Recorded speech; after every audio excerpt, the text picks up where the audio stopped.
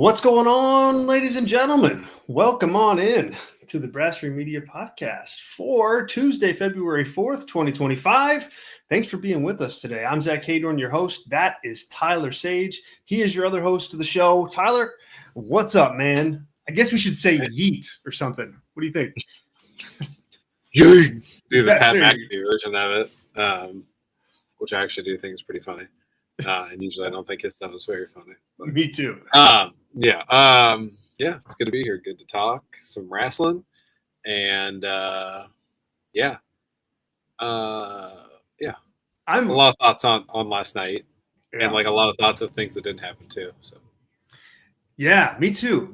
Yeah, we will. This is going to be a Raw or WWE heavy show, a Raw heavy show, and my guess is a pretty heavy Jey Uso show, given the fact that I think he had a big night last night, and he's obviously a major talking point in the industry right now. And yes, we're going to get to that. We'll get to all sorts of Raw analysis. We'll talk a little bit about CM Punk versus Sami Zayn from last night, and then of course we'll talk with all of you. So thanks for joining us. If you're listening and watching on YouTube, thanks so much for being here. We definitely appreciate that. If you are on X, thank you for being here as well. If you're in the live chat, hello. We got E in there, Eddie's in there, our Brass Ring Media Premier Gold member Sean is in there. Thank you, Sean, for your support and for joining the show. Live chat's open, so jump on in and make some noise. Get some topics in there. We'd love to we'll man that all throughout the night and try to get to as many comments as we can. Of course, the lifeblood of this show for sure is your contributions via Super Chat. So we thank you in advance for that. If you're able to ask a question or throw us a topic or something, if you can do it with a Super Chat contribution, that'd be great. Before I get into more business. I thought you were going to say it was me, not the live chat, but you are correct. That's why I made that. Oh, did I say live chat? Well, whatever, the super chats. Yeah. So yes. Making a joke for the audio only audience. For the audio only. Yes, if you're audio only, well, hey, look, we thank you. We're glad when you hit download on the podcast. It means a lot. We like as many people listening as possible. But yeah, you can't quite super chat via audio. I got more plugs, you know me, but let's talk about Jey Uso first before we really get into like kind of more business here. So last night he gets his usual entrance, but it is magnified quite a few times over because the crowd is just super into it, super into him. Coming out of the Royal Rumble victory, I thought this was like. Well, first of all, I just thought it was a really cool moment for the show, like really cool moment for Raw and really cool moment for Jey, of course, and the fans, of course. But I think, if you're WWE and you're Paul Levesque and you kind of, take a little bit of a chance in going this direction with Jey, last night, that's the reaction that you want. That is, in my mind, when I was watching it, I'm thinking, man, this is exactly what they wanted. It took a Jey Uso that was, hot and over, like with the entrance and like just injected that with a new level of energy. And I don't know how long it's going to sustain itself or if it will sustain itself. We don't know yet. But last night, that's what you want a booking decision like, hey, you're going to win the Royal Rumble. That's what you want it to do. You want it to like re-energize the talent, re-energize the audience about the talent, and have those two things collide right at the same moment. And that's exactly what happened. So I thought it was we have a lot to get to with this. I definitely want to talk about Gunther, but what do you think about that Jey entrance and what does that mean for him moving forward? Yeah, I mean, a lot on this, right? First and foremost, a lot. Cleveland crowd was red hot most of the night. Cleveland's a good crowd, man. Yeah, underrated wrestling town, I would say. Second thing is, like, I couldn't help but think how, I think it's been 9 years, give or take a couple months. But, like, it was very It reminded me, or I guess it's maybe like 7 years. It was the polar opposite of Roman coming out after beating the Undertaker in the main event. Yes. And getting booed for 15 minutes. Yeah. Like the polar opposite. And yeah, not the same guy, but they're cousins. They have been tied together in storyline for the last 3 years. They still are in some way. So I couldn't get past that of like, man, this is like when it's like, hey, what is the WWE storytelling that AEW is not doing, right? And it's like, there's not like an Adam Page being the biggest heel of all time and then Kenny Omega coming in because they and then being the biggest face of all time in the same scenario because they were together so long, right? Right. That would be the absolute closest thing, and that's like a 1% compared to this story. So all that being said, yeah, I mean the crowd wants Yeet Mania. I don't know if it's been trademarked yet, but Mania. There you go. There's your shirt idea, WWE. Get ready for it. And at least this crowd in Cleveland wanted to make sure that the world knew that the fans are behind Jey here. And, I guess it's there that it's like, hey, we really want this guy to actually go all the way here and main event WrestleMania. So we're going to do everything we can to get him over. And that's exactly what you want in a babyface. The most traditional babyface in the entire company is Jey Uso. And you can't give WWE, Jey, Triple H enough credit for getting to that point last night. Yeah, the emotional kind of moment was cool, I thought, for Jey to, being, as Sean says here in the live chat, Sean says here, Jey being emotional was really cool. He needs to do more of that. Yeah, like it felt like a pretty like real raw moment for him. Like there was that moment where I was thinking to myself, like, he's crying, there's like a tear coming out of his eye, and he's not saying anything. So he's either really emotional, and that's good, or he's totally blanked on his promo, and that would be bad. Yeah. It was definitely the former because he eventually went into the promo, but yeah, like that's a cool moment. I mean, when you think about like the path that Jey Uso has had, like if you would have told me in 2014, as he's got half his face painted and bright colors, that he's, in a tag team with his brother, and I think I saw him win the tag titles like before WrestleMania 30 or something like that. Like, there's no way you're looking at that guy and you're going WrestleMania main eventer. So I think that there's like a meta part of this. Not that they're telling you on TV, but like that's just there between him and the audience. They've been through a lot. They've seen him do a lot.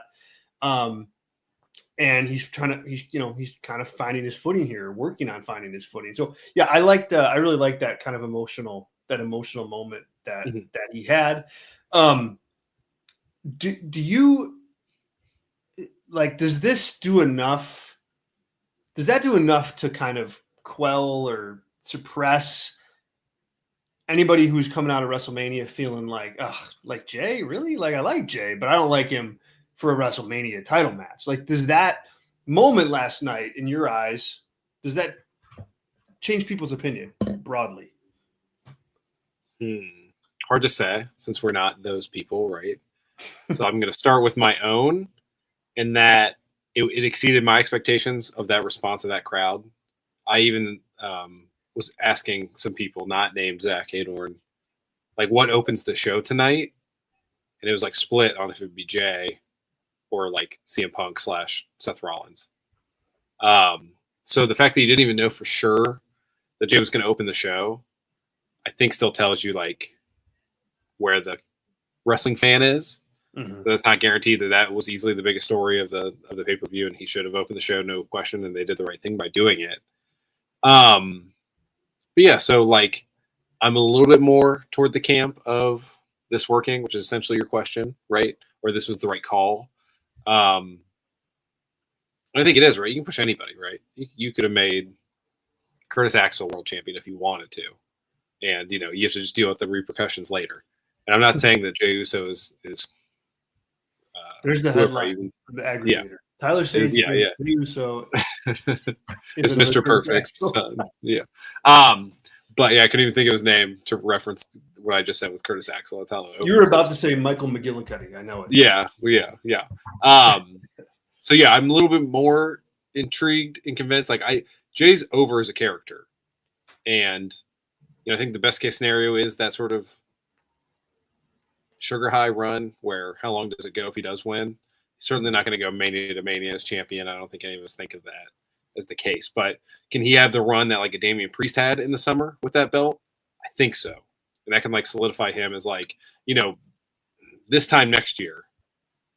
Well, I guess right now, like Jey Uso is way more important to the company than Damian Priest is, as an example, as a former world champion. So you're already there, and that's believable, and all that. Like, who's more important? Is it? I don't know. He's such a, and I want to get into this tonight too. Like, babyface in WWE, the lack of them. But yeah, I mean, I think it can work. I still don't know if it's the right call, but I think WWE has shown that they are prepared to move forward here. I think it's more, as we'll talk about beyond this in the segment, that gives me pause on this being like a slam dunk. Yeah. Not the Jay part. All right, so quick business here, and then I want to get more into this topic. But this is the Brass Ring Media Podcast. We're live on the One True Sport YouTube channel every single Tuesday and Thursday or Friday with this very show. So thank you all for being here. We migrated all the Brass Ring Media live shows to the One True Sport YouTube channel earlier this year, right at the start of the year. So it's been a really fun partnership, and you can check out all of our live content, all the Brass Ring Media live content right here. If you want to bring us along with you as an audio podcast, you can do that too. Subscribe, just search Brass Ring Media in your podcast apps, and we will come up, and you will get all of the live shows that we do here, including these two shows, including our Nocturnal Knockout post shows that Robert Vios has been doing, including the Kick-Ass podcast and so much more. So you can get all those as audio podcasts. Just search Brass Ring Media, and we'll pop right up. Also, we offer membership, and we'd love to see. We've had a lot of people give membership a go that we've kind of introduced ourselves here to on One True Sport, and that's really, really cool. So you can find us on Patreon if you want to check out those membership options. Patreon.com/Brass Ring Media. Our membership is $4 a month, and it includes a member-only podcast once a week, all of our pay-per-view and PLE review shows, including the Royal Rumble, which just went up yesterday for all of our members. You get full access to our written newsletter, you get full access to our Discord community, and you get a lot of other stuff, a lot of other perks as well. So it's only $4, and you get to try it for free, and we really hope you do. Patreon.com/Brass Ring Media is the place to do that. Once again, super chats are open if you're able and willing. That would be great. Live chat's open as well. We got more people in there now. Eddie's in there, and Mike is in there, and McLovin is in there. I mean, gosh, who doesn't want McLovin in your live chat during a wrestling podcast? So thanks everybody for joining.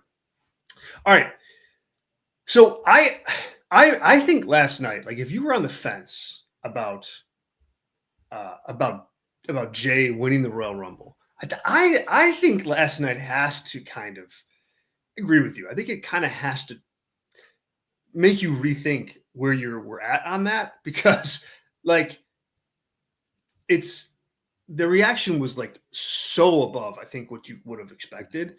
And I think a big reason why people may have been sour, I don't think anybody's like just sour on Jey, but I think people were possibly sour on Jey against Gunther again.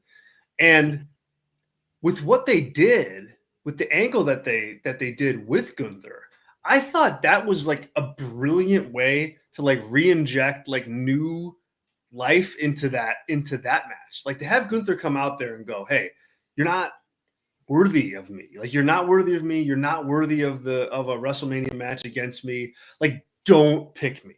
Like don't." It's like the reverse psychology that you'd use like on like a child, right? Like don't pick me. Don't do it. And then of course, they're gonna want to do that. And I think here, Gunther was so dismissive and so like demeaning to Jey, where it's like now you're like, no, Jey, you gotta pick that. You gotta pick him. You gotta pick Gunther. You gotta do it. You gotta, get that win now, man. It's time. And so I think like that promo and Gunther specifically in it, I think he kind of turned the tide on the interest level in Gunther against Jey. And I think that, in addition to the crowd reaction, is gonna help people like get to a place where come WrestleMania, they're excited to see Jey versus Gunther. Because I think I don't know. I thought that was just like a brilliant promo from Gunther. Jey just had to stand there, basically. Stand there, soak in the cheers, let Gunther go to work, and I think you have a hotter match than you did, 48 hours ago. I still think it's not the most ideal match for anybody involved. I don't know. Well, for them to, or for if you take into account other people. Yeah, for them too, right? Okay. Like, I think Jay's better served if someone else is the champion. Like, and this is a whole nother thing too of like Rhea and Cody and Gunther and Tiffany are not going to defend these titles for 2 months. Like, I know that's like kind of how it always goes, but I don't know. It feels more acute of an issue to me booking wise now with everybody like kind of prancing around and saying who they're going to pick. Charlotte and Jey are in similar boats from, well, see you on Friday. Yeah. Jay's not going to go to. I don't think Jay's on NXT right now, scouting Oba Femi either. So it's a disrespect to the NXT Men's Champion. But yeah, it's just like for me, I don't know. This is like, I was really like, it was like a tear down for me when Gunther came out there. It was interacting with Jey, and that's I've always been like lukewarm on Gunther, especially since this stuff with Priest, where I think everybody would agree his character's gone downhill. And we all thought it was kind of maybe, ever since he lost to Cody, really. Yeah. But it just felt like Jay's such a bigger star. And like if you were just watching on Netflix, let's say, the couple of people that are only watching on Netflix, you'd be like, this guy's the big star. Why is this guy coming in and who doesn't really do anything and is kind of boring? And like, why is he saying this to Jey when Jay's, obviously it's heel babyface stuff, but to me that was like, I don't want to see this match personally as a fan. Even after yesterday. No, really? I could really care less at this point because I know Gunther's going to lose. Jay's going to win, which is great. That's what I want to see. But yeah, I think someone said in the comments at some point, but for me, like Gunther needs to like go off TV. And it's like almost a shame that he lost all that weight already. If he was like a big guy and went away and lost all the weight and came back, I think it'd be good for him and his character. But that's just me personally, right? But I just think like him going out there is like it's I don't think they're on equal tiers, but Sami walking around backstage last night talking to Jey, hugging him, being like, I love you, brother. I'm happy for you. And then Karrion Kross walks in.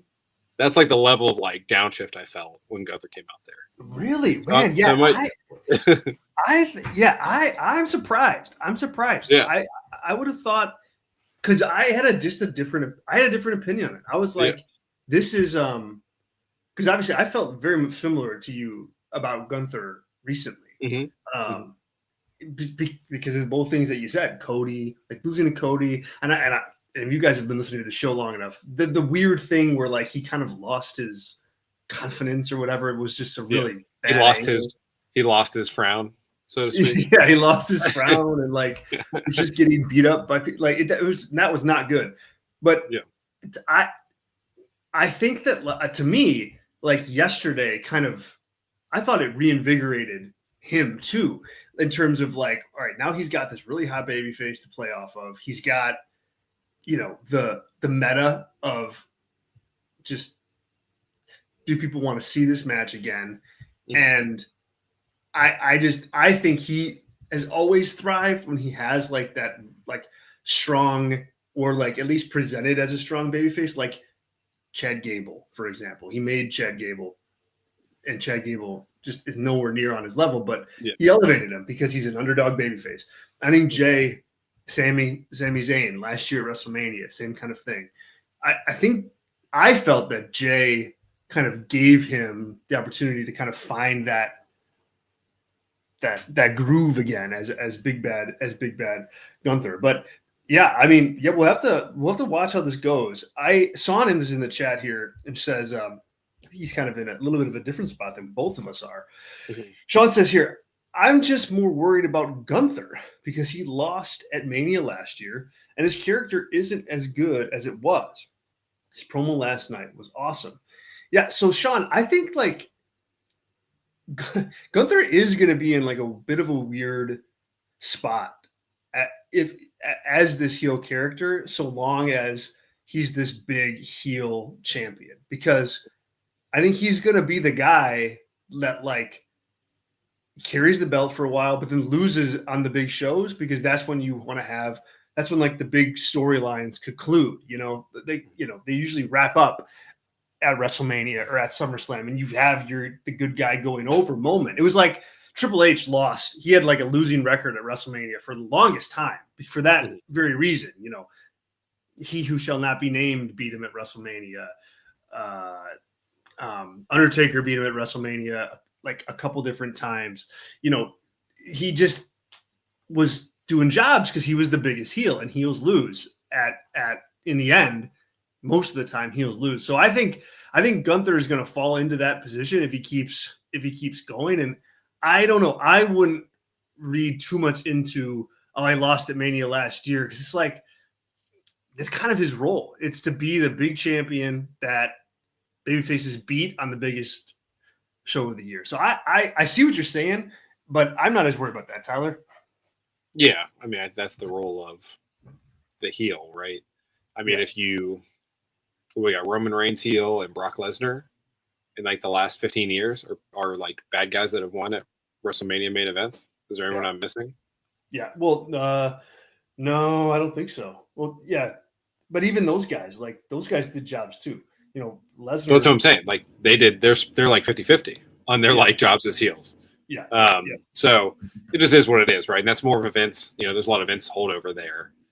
And obviously Triple H is more willing to take a chance on things and whatnot. But yeah, I mean, it's the role is to have that big moment. And, the heels have the long runs and they lose in big spots.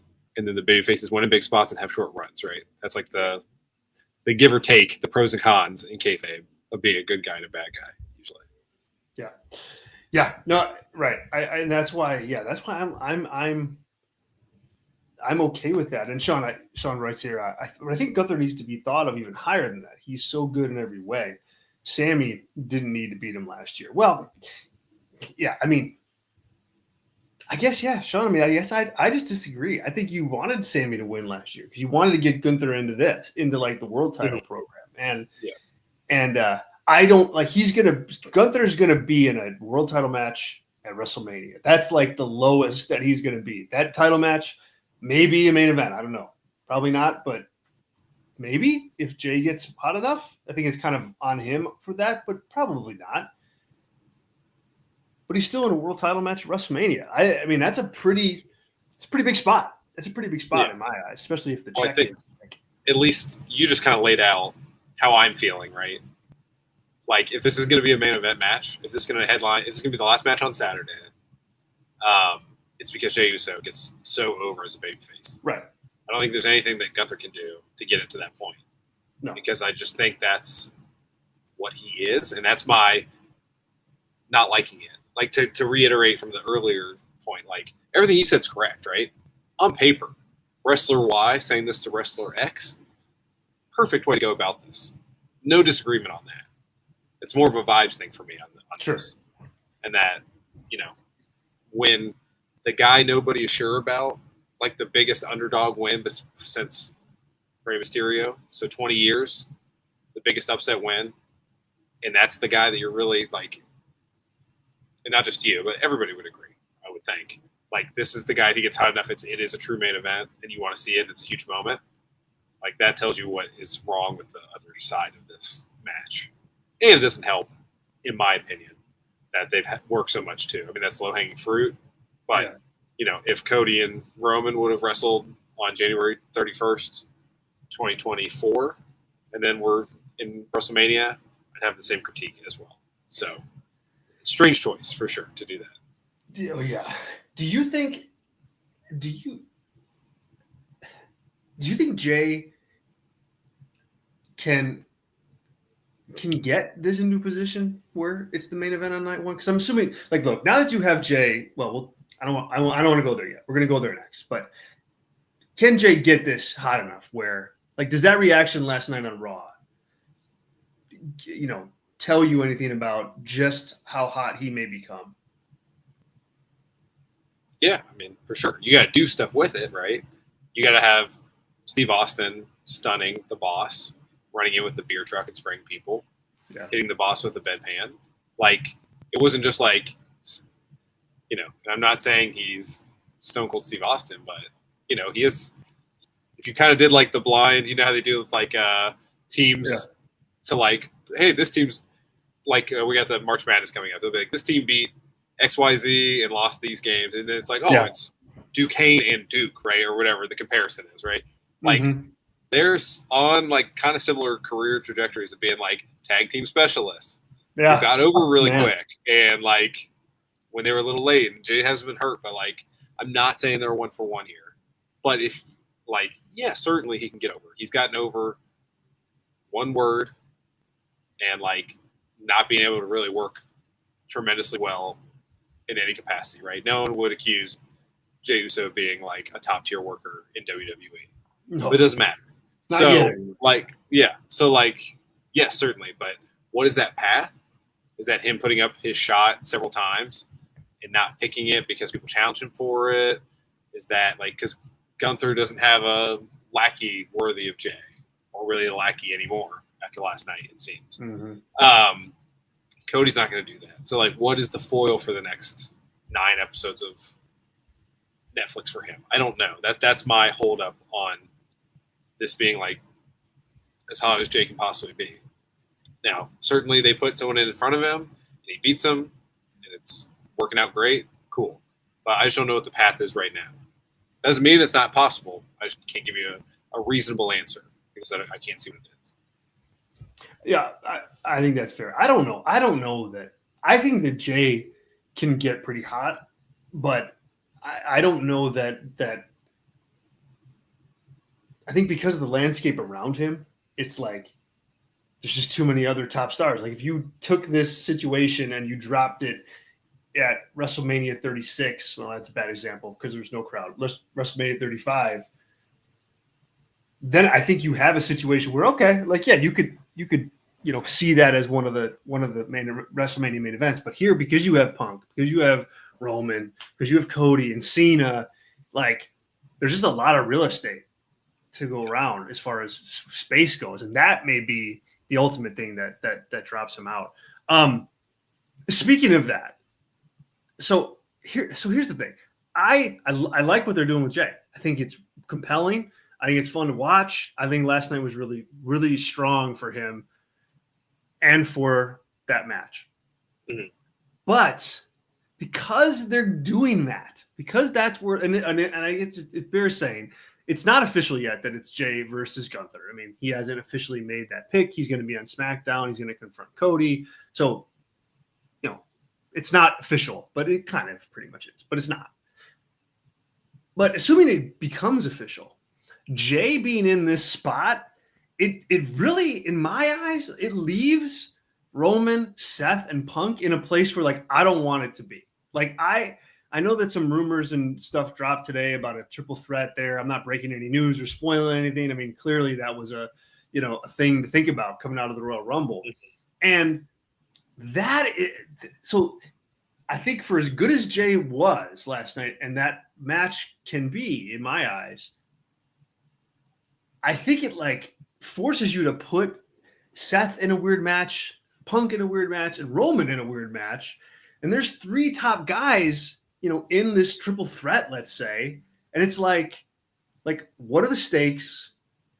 And can you get that match hot enough, to be like a main event on night one without a championship? Like, I don't know. Like, I don't like that is on the table, or that one of those guys is without something significant to do at WrestleMania. So that's like a negative byproduct in my mind of going with Jey. What do you make of that? And what do you make of those rumors that match is on the horizon?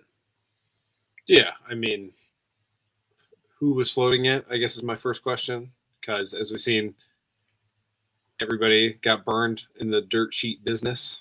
Well, even like take that part out of it. I mean, they're I know, I'm just teasing saying. that match, like Yeah. But I just think like from like for everyone watching, like WWE is messing with journalists out there. Be careful. Named Sean Ross Sapp, and they're giving Sean Ross Sapp real news because Wade Barrett is saying that he's getting real news. So I would just say like that's your landscape right now. So just keep your head above water on that. Yeah. Yeah, right. that was the biggest. You're right to say biggest issue coming out of this is not against Jey. No one's ever like. I think everyone likes Jey and like is excited for this, but it's like we just laid out there, right? Like you have 5 guys. You've got Roman, Jey, Punk, Gunther, Seth, and you're picking. Let's say you pick 2 of those guys for the world title match. It's not Jey. It ain't Gunther. It's some combination of Seth, Roman, Punk. It's probably Roman and Punk. Like that's your big money match. So that's why it's like confusing. And Seth, like best part of the show last night, in my opinion, like is weaving a lot of stuff together, as his like hybrid role, as like certainly not a babyface, but like he's always been better to me as a heel when he's not like a little whatever heel from pandemic era, but yeah, it just like puts him as like the narrator of a story between 2 guys that are gonna like ultimately win, and like neither of them are good or bad, which is fine. But like when you have a narrator who is neither good or bad, taking on guys who are neither good or bad, it leads to a lot of gray muddiness that I don't think is like behooves any of them long term. Yeah, and like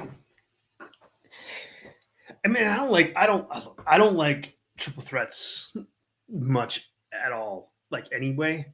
And this one is like the weirdest one of them all because ultimately it's going to be a batch of losers that didn't win the Royal Rumble, that didn't win the Elimination Chamber, that are going to be especially fighting over nothing. Yeah, this is especially if John Cena, who can't do anything in the ring as of yet to show to me, is like going to win the Elimination Chamber. That's like the worst case scenario here too, which is like the most likely at this point. Right. Yeah, exactly. So, it is the most likely. So that leaves these 3 guys. And yeah, like I don't think they have good enough like stakes for the match. Like I can't figure out what they would be like if they're not for a championship, which doesn't look like they're going to be. It's just as Sean says here, it's just it's lazy booking, and I just don't think that's a very good match. And I feel like, I mean, I don't know if your options are like that match or Jey and Gunther to be the main event of night 1, and Cena and Cody is going to be the main event of night 2. Like, I don't know, man. Like those are not great. Those are not great options. Even if the one match has those 3 big stars in it, the context I think is all messed up. Yeah, we'll get your single day tickets now, I would say. Yeah, right. Yeah. But yeah, I mean, I agree. And then also like, if it's not that, it's probably Logan Paul taking on John Cena or CM Punk or something. Yeah, right? and that's who cares about that? Yeah. So yeah, that's another that would be. Yeah. This is like Roman, that's not that much better than this, but at least it's like a big singles match, Because if it's if it's like the other alternative, I think is kind of likely if it's not triple threat is whoever wins the chamber. So that's Punk versus Cody or Cena versus Cody, and then whoever isn't the winner of that takes on Logan Paul, and then it's Roman and Seth. And then it's like, I guess that's how you get to Jey and Gunther main event, because I would care about that more than anything I just said. Yeah, right.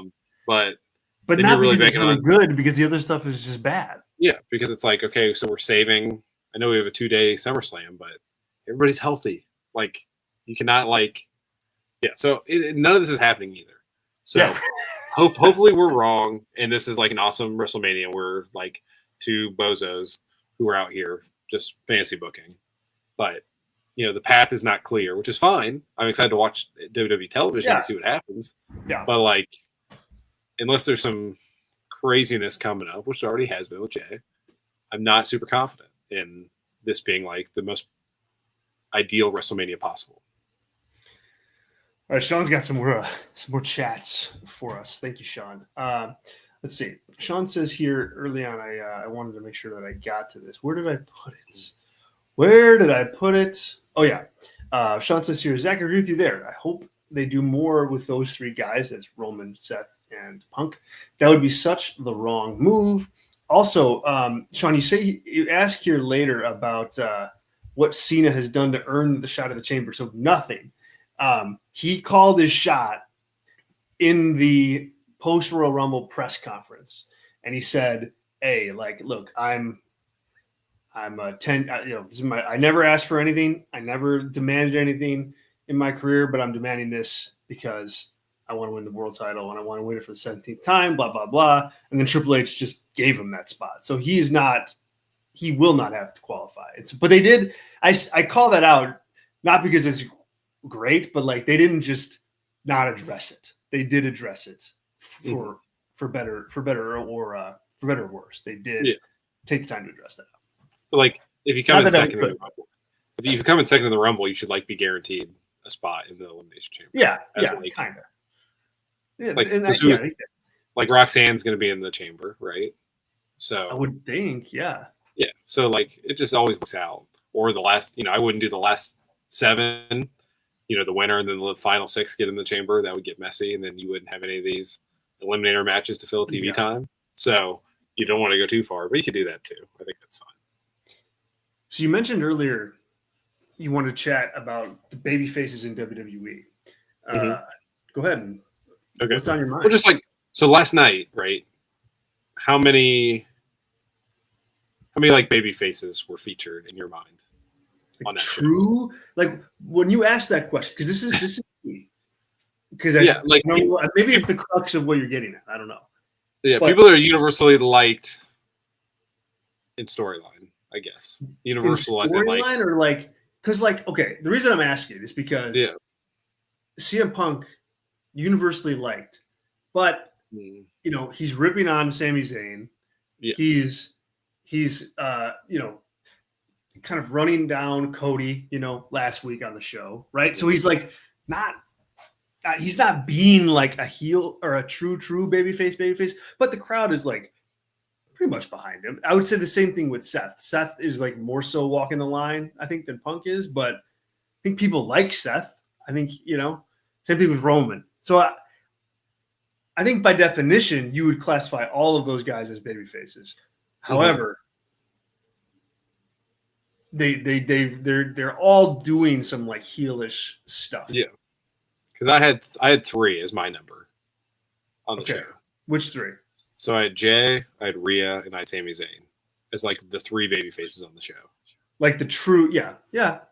Without any shades of gray, yeah.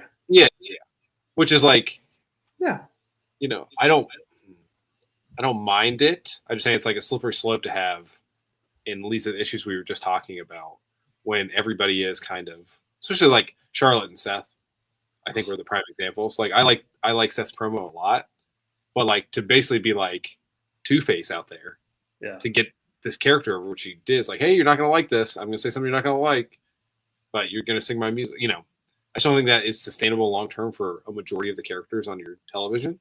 And when Cody is trending in that direction too, by obliterating Kevin, and it was the babyface move. Obviously, Kevin did a lot to earn that, but Sammy's down there, and it's a confusing picture for a fan. Obviously, we've talked about Roman, about all this stuff. Charlotte last night, just like kind of pivoting, but not, and like not them not realizing she's going to get absolutely pooped on because no one wants to see her out there, and like, whatever, right? I mean, that was like hold that thought because that's on. We'll talk about it, but like. Yeah, it's not an issue on the show. I liked the show last night. I just think it's like leading to like what we were just talking about is there, and like like what CM Punk is doing at that match.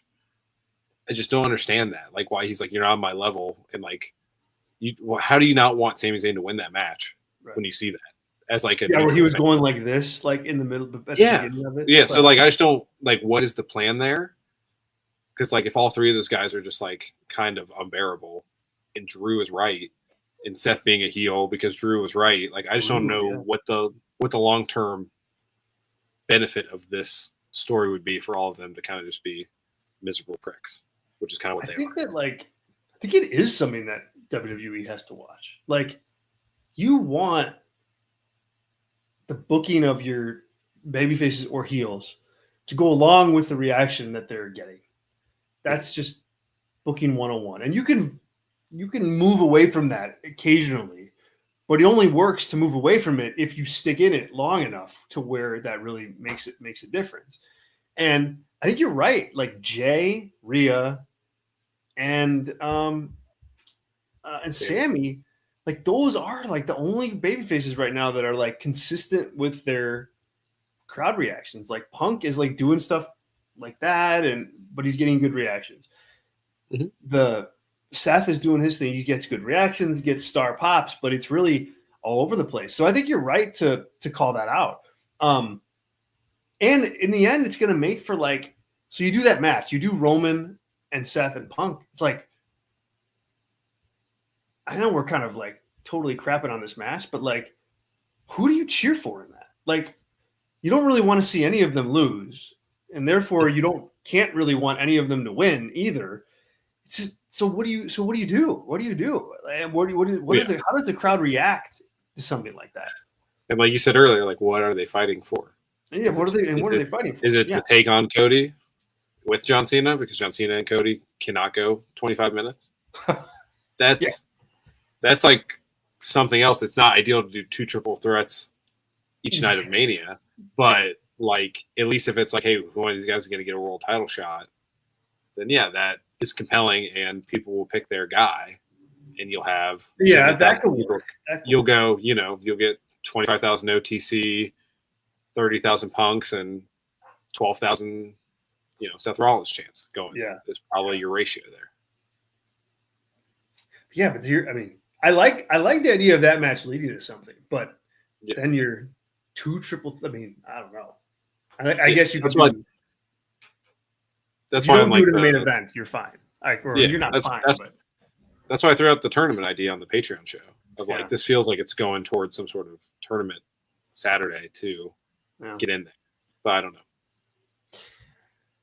Yeah, it's a good point though. It's a good point because then if you move it over the same question over to SmackDown, it's like who are the baby faces over there? It's like Cody, but even that has gotten a little clout. Like not that he's not a baby face, but like he's kind of done some like kind of like darker, twisted things in recent weeks. Yeah, LA Knight. And then Bailey, I don't know. Like I don't know. Alexa, yeah, age move, but that's that's an interesting thing to watch. And I think generally pro wrestling always works better when you have LA Knight. Sean says, yeah, that's true. Wrestling works better when you've got just clear lanes. That is the easiest way to make this whole thing work. And yes, you can like I said, you can vie away from it. But when you have that many of your top guys that are kind of straddling that line, like that, I think you want to watch that. Just something to look out for the next, especially post Mania. It's like totally doable once you get to post Mania, and it's like, okay, was like after Cena's gone again for another 6 weeks or whatever. Like you got to really make those TV shows count and have good guys and bad guys. So. Sean asks a question here. Says, where is Alexa going, do you think? Tyler, any guesses on where you think she's heading? Which brand? I mean, whatever, is Roxanne's officially SmackDown? She wasn't officially, unless she got officially called up today on the show. I don't think she was officially called up. Okay. I mean, it just seems like that's inevitable with what's going on. It just depends, right, how that shakes out. I think you split those two up, and they're kind of, whether they're heel or faces, they're a similar spot on the card for different reasons, but they're like legitimate people that can contend but aren't going to win a title anytime soon, but can be a force or have a feud with someone else, if Chelsea Green and Alexa Bliss or vice versa, or Lyra Valkyria or Io Sky or Bailey, right? They can all work with those people and make it work. So I think those two you split, but yeah, I mean, SmackDown is where it just felt like she was going. So, and the White Six are there. Like, that was obviously a part of the story. So, there you go. I stole your idea. Stole my idea. You took it right out of my brain. I think she could work in a similar way. I don't think she's good. I mean, maybe things will change for her now that kind of she had that big pop, but Yeah. I still think she's kind of like an upper mid card woman in the women's division. Like, and she can have like she's kind of like the Kevin Owens of the women's division in some ways. Like she can go up to main events, but then she can also wrestle, Chelsea Green, right? Like I think she has a lot of range with who she can work with. But yeah, that's where I'd put her. I put her on SmackDown for sure. Yeah. Pretty definitively. All right, let's talk about Charlotte, man. As good as the Jey promo was, I thought Charlotte's was equally as bad. Like, I don't understand how, and we talked a little bit about this on the Patreon show for our members, patreon.com/Brass Ring Media, if you want to become a member of Brass Ring Media. I don't understand how, so consistently the writing and the booking can be so off base with her. She started talking about her injury for like 2 seconds, and people were like, "Nah, done. Don't care. Like, don't care about your recovery. Don't care about your journey back. Don't care about any of that." Like, seconds into the promo, she didn't even have like I think you can blame a lot on Charlotte in terms of like when she's talking and what she says, but in this case, it was just her mere presence her presence and that Rumble win that just drove everybody to like, nah, we don't care, and now we're going to boo you. So if you thought you're a babyface, like, no, you're not anymore. So have fun back on the heel side. Like, I mean, and I think Charlotte, like, I think she was thrown off early about it. Like, I think she was like, oh yeah, she was like, I will kill all of you. I cannot believe, like, she was so pissed. Yes, it was so yes. She was, but then I think like even her by the end of it kind of settled in and was like, all right, whatever. Yeah, I'm a heel. Yeah. I guess I'm a heel, guys. Yeah. Like, yeah. I don't know how they can keep missing with this, but it was a bad promo that I thought she like salvaged at about 70% by the time it was all said and done. A lot of that thanks to Rhea Ripley, but just bad. What did you think? Yeah, it was bad. It was like, so bad. You said secondhand embarrassment for how long it took her to realize, like, yeah, whether you boo me or woo me, or like, I don't know. Here's what I was thinking. Like, was that written? Because it sounds like WWE writing 2018. Or is that how she like improvs? Is she improvs WWE writing style? Which is like a way more damning indictment if it's the latter than if that was like the written thing. If you love to hate me or hate to love me, which doesn't make any sense. Right. All that stuff. That was like, we don't hate to love you. We just hate you. It was a funny pivot, and I don't know. Did you watch any of the press conference? Yeah, I was at the press conference. Oh yeah, okay, man. I thought she was. Here's the issue with her, like, and there's lots of people in the world that are like this, and like she could be the nicest human being ever, but like she just seems 100% so fake 24/7 when she's like a good guy. Like everything she was saying there, I was like, oh my god, just stop. Like no one. So that's like part of it too. But and even Rhea, like, which was great. She came out and just like laughed and like walked around her, and like the whole like, hey old friend or whatever she lived that Michael Cole then had to say. I don't know. So here's the issue. Triple H loves her dad. Triple H probably loves her, and that's like Triple H's blind spot, right? Is that he literally made like she's Cena, she's Roman to Triple H, and the second you realize that and just deal with it, and are fine with the third match on Sunday being Charlotte versus Tiffany Stratton, and it's going to be pretty bad, and who cares who wins, then you're fine, right? This is like probably the most we'll talk about this until she decides what to do, or like 2 weeks out. I don't think we're going to be talking about Charlotte in her match at WrestleMania for the next, 18 episodes of Brass Ring Media.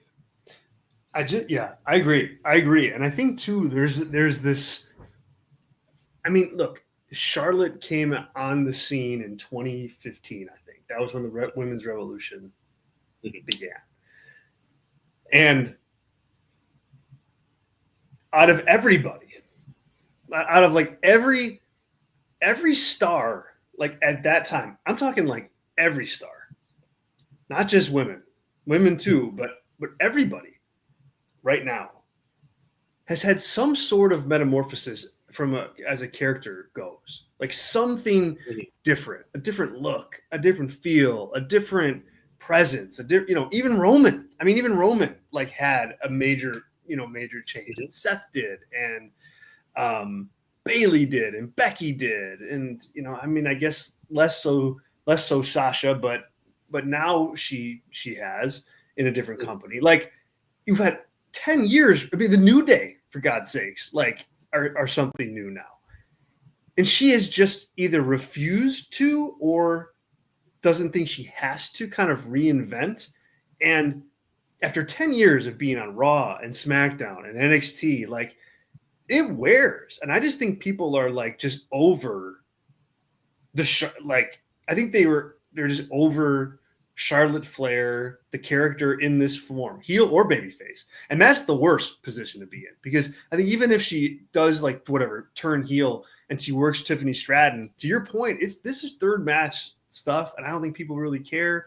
And even if Tiffany beats her and wrestles her, yeah, I mean that's a decent match to get at WrestleMania, but not if Charlotte is at where she is right now. And this is like, you'd think this would be like the high point for her as far as like popularity and renewed interest, because she just came back after like 14-month layoff, and she's been in the ring a grand total of like 30 minutes, and people are just done with it. And so I think she's a stubborn performer. I really think she's a stubborn performer. She thinks she, needs to be X all the time.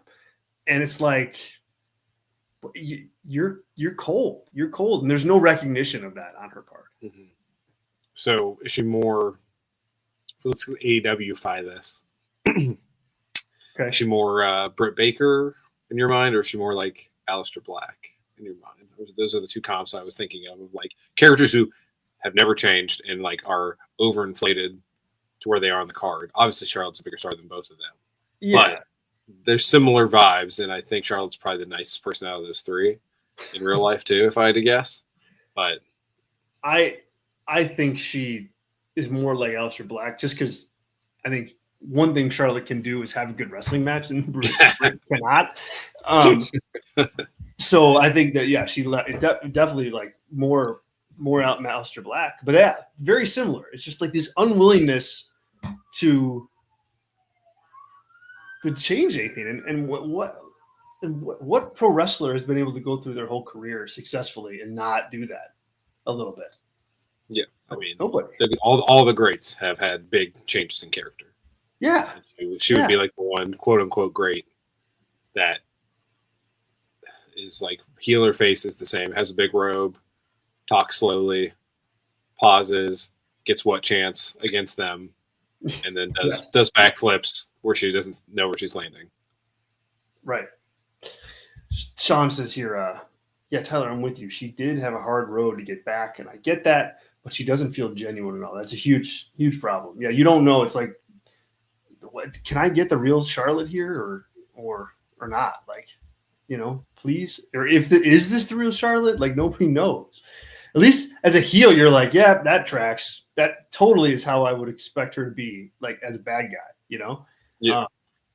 Well, like the thing is, like even in that promo last night, she's like saying about, maybe it was the press. They're all kind of blend together, but she got in this business because of her brother who died, and then decided to like get into it for his legacy. And like that's not true at all. I mean, it is like part of it, right? Of why she like do it, but like to be like now I love it. Like everyone knows that you don't love this. Yeah, like that's part of it too. So like, probably nobody that's like on the road 300 days out of the year like is loving it.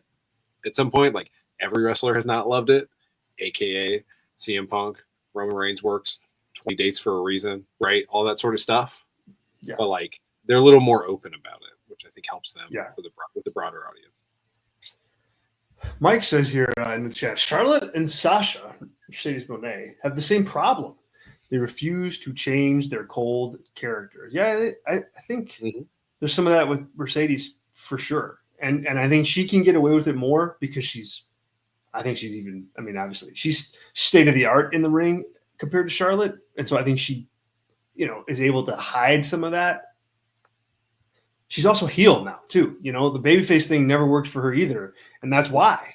And that's part of the reason. Part of the reason why. Mm-hmm. Oh man, yeah. I was just watching that. Yeah, and yeah, there was an element of her just like these damn fans. Like, what? Oh yeah. I just spent 14 months coming back, and then the first day, you gotta be kidding me. These peons. Yeah, like basically her mindset, which she's allowed to have this mindset, but like you're a heel in real life. Then it's like I did all this work to come back for you, and that's how you're treating me. When really us as fans are like, well, you came back for the millions of dollars, and this is part of your job to do that, right? Like, I don't know.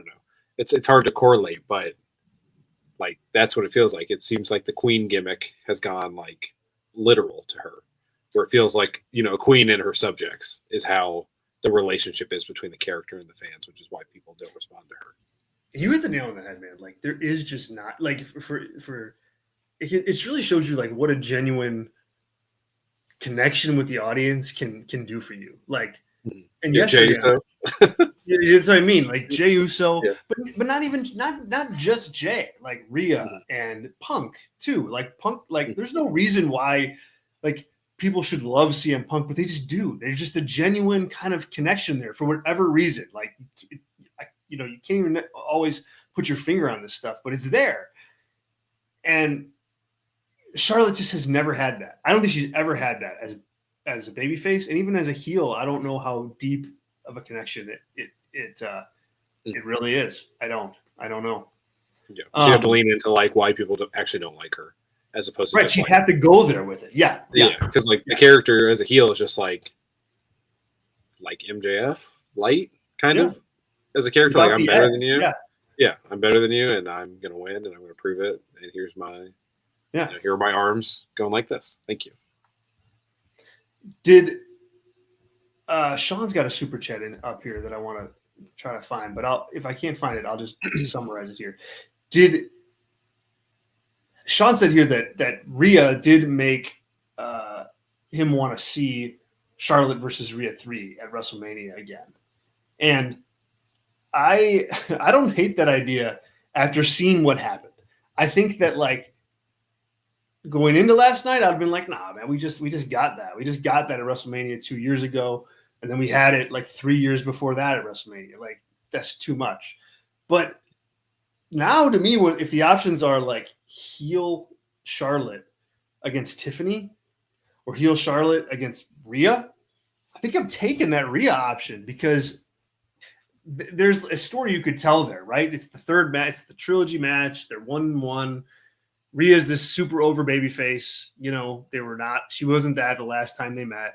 Like, I just think you're kind of like in a different place with both of them now, and I just think that that's more interesting than Tiffany Stratton. I don't think that's the way they're going to go, but I think that's maybe something you want to look at if you're Paul Levesque.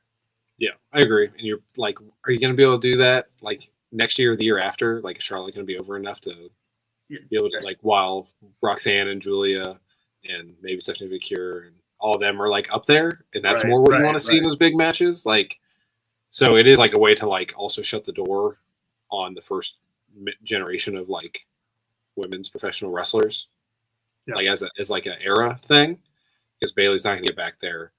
Mercedes, presumably, if she does ever come back, is going to be later in her career, where she's doing Trish Stratus type run stuff, and Becky, we'll see, but.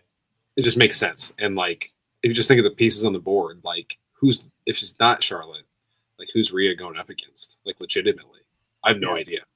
And she's made a lot of relatively, she elevated Liv Morgan for sure, but I don't know, like have Tiffany deal with the lower of the two matches and see if she can get it over. But that's the best match you can do. You can like sell it so much, like everyone's going to want Rhea to win so bad. You can really work that match psychology to think Charlotte's just like dominating her and going to like totally kill this Rhea character, and Rhea comes through and wins, and it could be a huge moment. So hopefully they go that way, but I think you're right too. I think it's Tiffany and Charlotte for some reason. Yeah, let's go to the chat on some of this. Eddie says here, Zach, it makes sense to have the tiebreaker match between Charlotte and Rhea. I agree, Eddie. Yeah, good. Well said. Sean says here, Rhea said, I'm not a kid. I'm going to beat the respect into you. Love it. That was a good line. That definitely was a good line. The boss chimes in with a different idea, Rhea versus Bianca or Io. I mean, the Bianca match would be cool, but I think you just want that one after you've had like a nice long singles run just in the singles division for Bianca. She's been a tag wrestler for the better part of, a year at this point, more than that. Like, I think tossing her into a match with Rhea, for as good as that match would be, I think it's too early. I think you got to look at next year for something like that. Yep. All right, and then last but not least tonight, guys, let's talk about CM Punk and Sami Zayn. I thought this match was CM Punk's best like true match since he kind of returned to WWE. And I think it was like a top 3 match for him, like since his return in 2021. Like MJF, this, and Darby. I'm trying to think what would the third even be. I mean, it's MJF and this and something else. Yeah, it's definitely MJF and then this. I don't know. Yeah, so maybe it is the second best. I mean, MJF I think is definitely the best one. Yeah.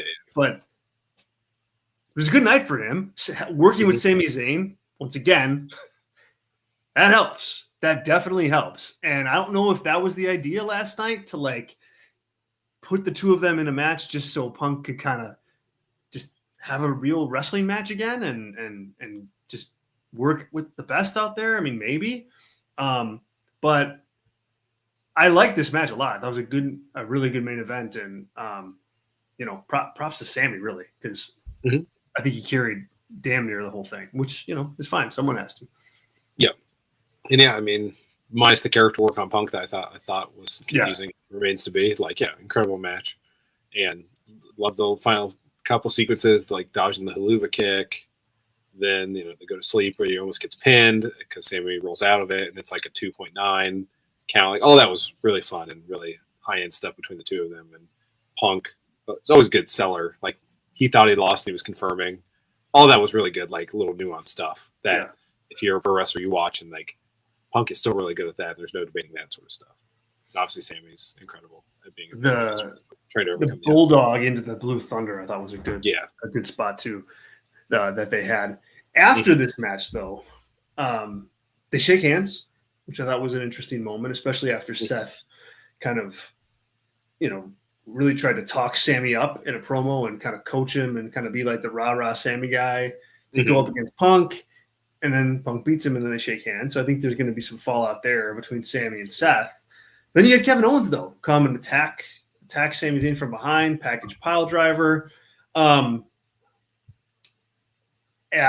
Is this just build to WrestleMania? Like, is that what, I mean, is that where they're going here? Is that what you think's happening? Okay. Yeah. That's simple. Why was Sami's name on this list? That's what happened right there. Yeah. So, and not for a world title, but it'll be a match I'm very much looking forward to. It'll be the most underrated match before and after WrestleMania Vegas, whatever number we're on. 41? Is this 41? 42? 41.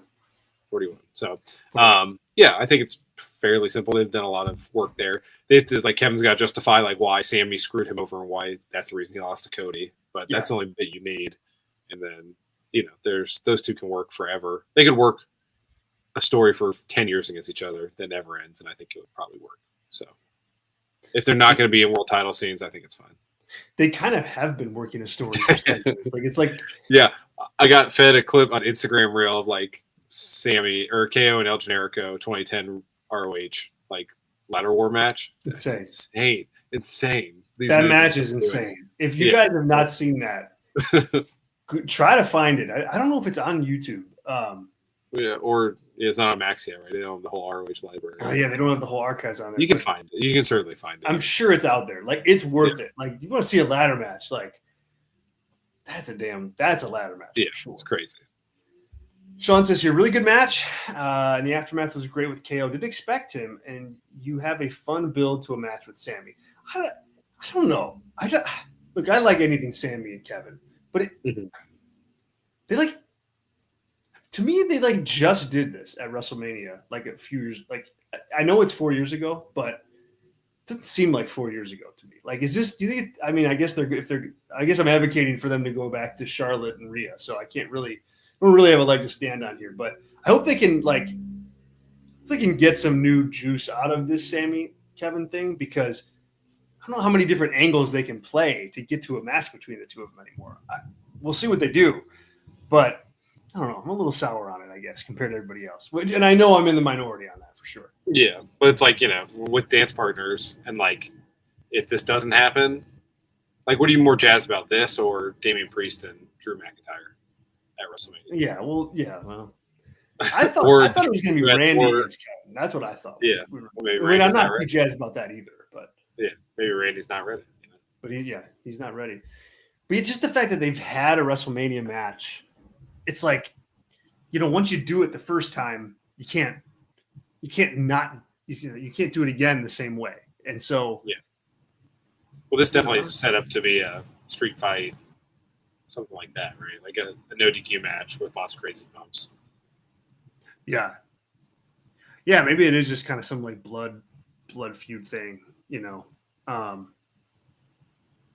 Yeah, I mean, I'm up for the ride. I'm up for the ride to see how it goes. But yeah, I just don't underestimate Sami, specifically at WrestleMania, stealing the show.